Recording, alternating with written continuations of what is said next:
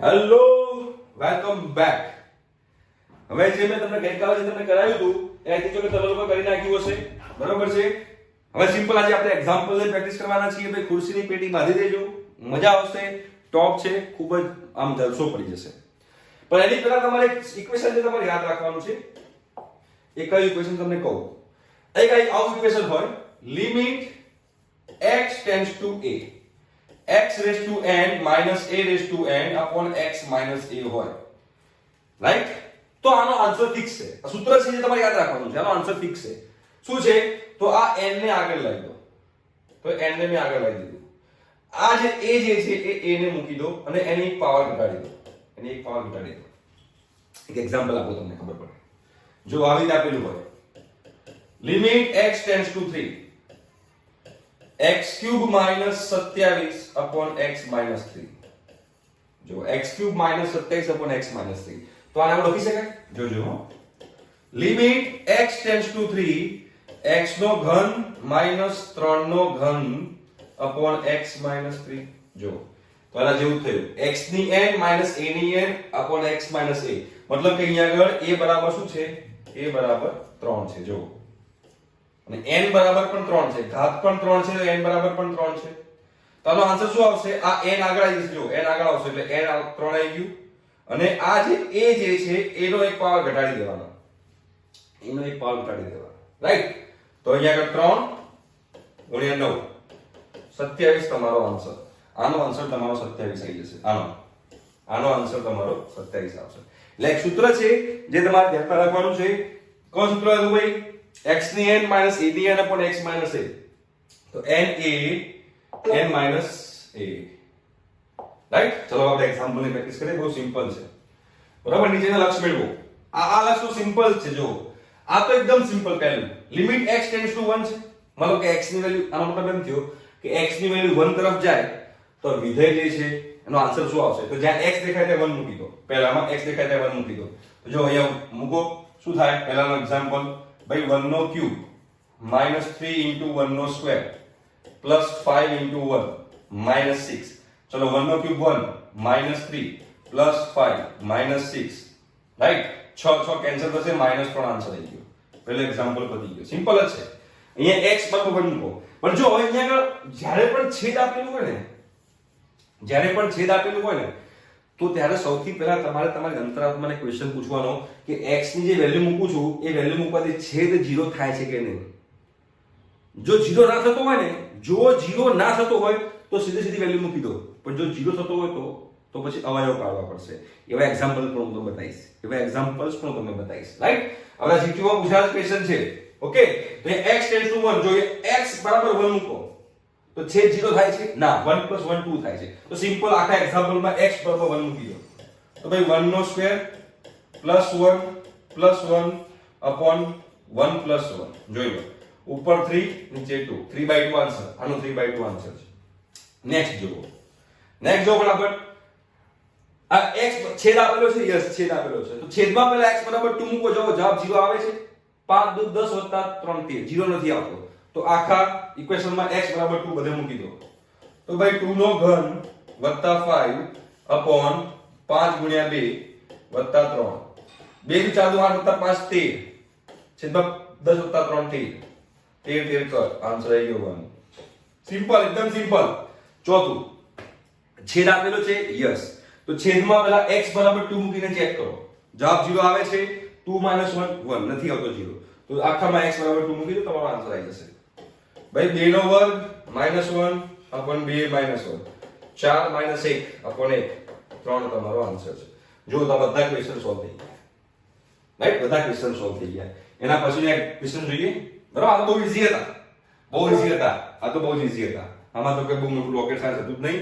તમને આવડી જાય એવું હતું. હવે અહીંયા જો પહેલો ક્વેશ્ચન. હવે થોડાક તમારા થોડાક એકદમ એ બી આવડી જાય. જેને અવયવ પાડતા આવડતા હશે એને આવડી જશે. જો છેદ આપેલો છે. યસ, છેદ આપેલો છે. તો છેદમાં x બરાબર 3 મૂકીને ચેક કરો. 3 નો વર્ગ 9, 9 - 3 6, 6 - 6 0. છેદ અહીંયા 0 બન્યો. યા છેદ તમારો 0 બની ગયો. હવે છેદ 0 બની ગયો તો કઈ નહીં, તમને જ્યારે છેદ 0 બનતો હોય ને ત્યારે સમજી લેવાનું કે અંશ અને છેદમાં અવયવો પડતા હોય. શું પડતા હોય? અવયવો પડતા હશે. જો અહીંયા લિમિટ x ટેન્ડ્સ ટુ 3 છે, તો એ તમારે લિમિટ x ટેન્ડ્સ ટુ 3 તમારે એમ નિયમ રાખવાની, આમ નામ લખવાનું. ઉપર x² - 9 છે તો a² - b², a + b, a - b તમે કરી શકશો. તમે જોશો અહીંયા આગળ x + 3, x - 3 મેં અવયવ પાડ્યા, રાઈટ? અવયવ પાડ્યા. હવે તમે જો તો અહીંયા આગળ સોરી હવે અહીંયા જો x² - x - 6, તો અહીંયા ભાગ પડશે 3 દુ 6, રાઈટ? 3 દુ 6 ભાગ પડે તો મતલબ કે અહીંયા આનો ભાગ પડશે x - 3, x + 2. આના ભાગ એવા પડશે. ભાઈ દ્વિઘાત સમીકરણમાં ભાગ પાડતા તમને આવડતા હોવા જોઈએ. નહીં ના આવડતા પાછો dawapaani.com છે. હે 9મા ધોરણમાં અને 10મા ધોરણમાં તમને ખબર હશે કે દ્વિઘાત સમીકરણના ભાગ કેવી રીતે પાડવાના. તો ઉપર બી બે અવયવ પાડ્યા, નીચે બી બે અવયવ પાડ્યા. સિમ્પલ છે. હવે તમે જોશો તો અહીંયા ખબર પડશે કે x - 3, x - 3 કટ. બરોબર છે? તો અહીંયા તમારો આન્સર આવ્યો. તો નેક્સ્ટ સ્ટેપ તમારું શું આવશે? નેક્સ્ટ સ્ટેપ તમારું આવું આવશે, લિમિટ x ટેન્ડ્સ ટુ 3. અહીંયા આવશે x + 3, નીચે આવશે x + 2, રાઈટ? હવે જો હવે છેદમાં x = 3 મૂકીને ચેક કરો. 0 બને છે? ના, નથી બનતું. તો બસ બધે x = 3 મૂકી દો. 3 + 3, 3 + 2, ઉપર 6, નીચે 5. ભાઈ આનો આન્સર આવ્યો 6/5. ભાઈ આનો આન્સર આવ્યો 6/5. ખબર પડી કે ના પડી? યસ, બિલકુલ ખબર પડી હશે તમને. ઓકે, હવે આ જુઓ second question. Limit x tends to 1 છે અને છેદ આપેલો છે. યસ, છેદ આપેલો છે. તો છેદમાં x = 1 મૂકીને ચેક કરો. તો 1 + 2 3, 3 - 3 0. ઓ અગેન છેદ 0 બની ગયો. અને છેદ 0 બનતો હોય મતલબ કે અંશ અને છેદના અવયવો પડતા હશે. એટલે જ તમે અહીંયા લખેલું છે કે નીચેનો લક્ષ મેળવો અવયવકરણ પર આધારિત. તો અંશ અને છેદ બંનેના અવયવો પડતા હશે તો ઉપર x અહીંયા તમે લખો તો તમારે અહીંયા એવું આવશે કે લિમિટ x ટેન્ડ્સ ટુ 1. બરોબર છે? લિમિટ x ટેન્ડ્સ ટુ 1 છે. x² - 4x + 3 છે. 3 એકાનો ભાગ પડશે. x - 3, x - 1 આ ભાગ પડ્યા. છેદમાં આમાં પણ 3 એકાનો ભાગ પડશે, પણ એમાં એક પ્લસ રહેશે x + 3 અને એક બનશે x - 1. ભાઈ આમાં તમને દ્વિઘાત સમય કીધું હતું કે લક્ષ ચેપ્ટર એવું છે કે એમાં તમને અવયવ પાડતા આવડતા હશે તો તમે ઈઝીલી કરી શકશો. x - 1, x - 1 કટ થઈ ગયું, રાઈટ? તો હવે શું આવશે? Limit x tends to 1. અહીંયા આવશે x - 3, નીચે આવશે x + 3. હવે છેદમાં x = 1 મૂકીને ચેક કરો. x = 1 મૂકીને ચેક કરશો તો 0 બને છે? ના, નથી બનતું. તો બસ સિમ્પલ બધે 1 મૂકી દો. 1 - 3, 1 + 3, -2/4, -1/2. પતી ગયું? સિમ્પલ. તો જે સેકન્ડ ક્વેશ્ચન છે એનો આન્સર આવ્યો તમારો -1/2. આવડે કે ના આવડે? બહુ સિમ્પલ છે. નેક્સ્ટ એક્ઝામ્પલ જો છેદમાં x = 1 મૂકીને ચેક કરો. ચલો છેદમાં તમે x = 1 મૂકીને ચેક કરો તો 2 - 5 -3 + 3 0 અગેન 0 બન્યું. તો એનો મતલબ કે અંશ અને છેદમાં અવયવ પડતા હશે. તો પાડો ચલો. Limit x tends to 1. ઉપર 5 એકા 5 ભાગ પડશે. જો તો અહીંયા શું આવશે? x - 5, x - 1 અપોન છેદમાં 3 દુ 6, 6 ના ભાગ પાડો કે 5 આવે. 3 દુ 6 જ પડશે ભાગ એનો. બરાબર? એટલે કે 2x² - 3x - 2x + 3. ચલો નેક્સ્ટ. હવે તો સિમ્પલ છે. Limit x tends to 1. ઉપર x - 5, x - 1. નીચે આમાંથી કોમન નીકળે x તો બચ્યું 2x - 3. આમાંથી નીકળે -1 તો બચ્યું x - 3. ભાઈ અવયવ પાડતા આવડવા જોઈએ, બાકી તો ગયા તમે લોકો. Limit x tends to 1. તો અહીંયા શું આવશે?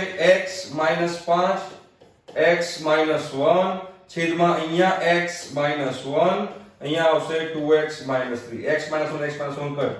જે તમારું વિલન બનતું હતું ને એ તમારું કટ થઈ ગયું. x tends to 1. અહીંયા શું બચ્યું? x - 5, 2x - 3. હવે x = 1 મૂકીને ચેક કરો ભાઈ. તમે x = 1 મૂકીને ચેક કરશો તો તમને ખબર પડશે કે છેદમાં હવે 0 બનતું નથી. જોઈ લો. તો હવે સિમ્પલ જ્યાં x લખાય 1 મૂકી દો. 1 - 5, 2 - 3, -4 upon -1 પ્લસ થઈ જાય, +4 તમારો આન્સર આવે. એટલે જે ક્વેશ્ચન નંબર 3 જે છે એ ક્વેશ્ચન નંબર 3 માં તમારો આન્સર આવ્યો +4. બરોબર છે, સિમ્પલ છે, આવડી જાય. ઓકે, જો હવે આ તો બધા એના જેવા જ છે પાછા. 1 મૂકો ચલો પહેલામાં છેદમાં. છેદ આપેલો છે, પહેલા તમારે અંતરાત્મક ક્વેશ્ચન પૂછવાનો. છેદ આપેલો છે, હા ભાઈ છેદ આપેલો છે, તો મૂકો 1. તો 7 - 6 1, 1 - 1 0, અગેન છેદ 0 બને છે, તો અવયવ પાડવા પડશે. અવયવ નહીં પાડો તો આવ થઈ જશે. Limit x tends to 1, right? Limit x tends to 1. ઉપર બે કે બે અવયવ પડે, જો x - 2, x - 1. નીચે પણ 7 * 7 અવયવ પડશે, એટલે કે 7x² - 7x + x - 1.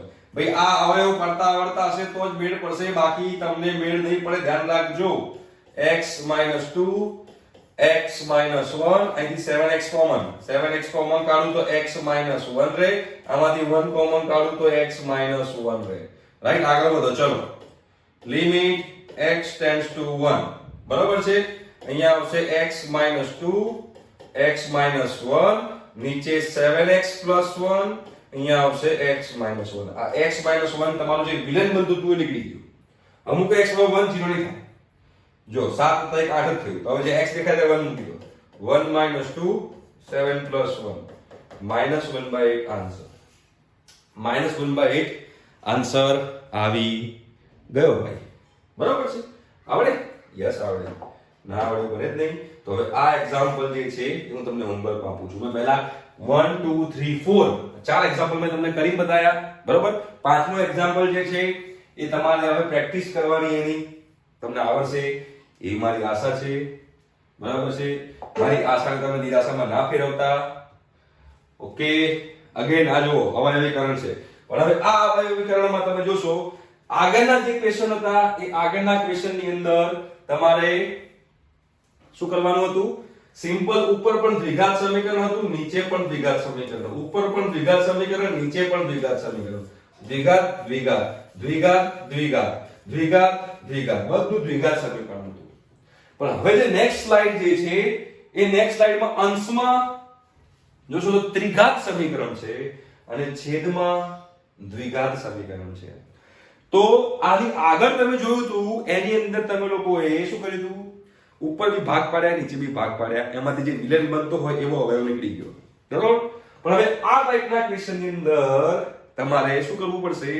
તો આ ટાઈપના ક્વેશ્ચનની અંદર તમારે હવે જે પેલી શેષ થિયરી હતી, રિમાઇન્ડર થિયરમ જે હતો, એ રિમાઇન્ડર થિયરમની મદદથી તમે લોકો આ એક્ઝામ્પલ સોલ્વ કરી શકો છો. રાઈટ? તો આપણે જોઈશું હવે નેક્સ્ટ લેક્ચરમાં કે ભાઈ આમાં શેષ થિયરી કે રિમાઇન્ડર થિયરમ છે કેવી રીતે યુઝ થાય. તમે જ્યારે આ લેક્ચરમાં આવો પાછા નેક્સ્ટ લેક્ચરમાં આ એક્ઝામ્પલ જોવા માટે, ત્યારે હું આશા રાખું છું કે તમે લોકો શેષ થિયરી, રિમાઇન્ડર થિયરમ જે છે એ તમે લોકો કરીને આપશો, જેના કારણે તમે લોકો આ એક્ઝામ્પલ ઈઝી પડે. ઠીક છે? તો હવે મળીશું નેક્સ્ટ લેક્ચરમાં. ત્યાં સુધી બાય, ટેક કેર.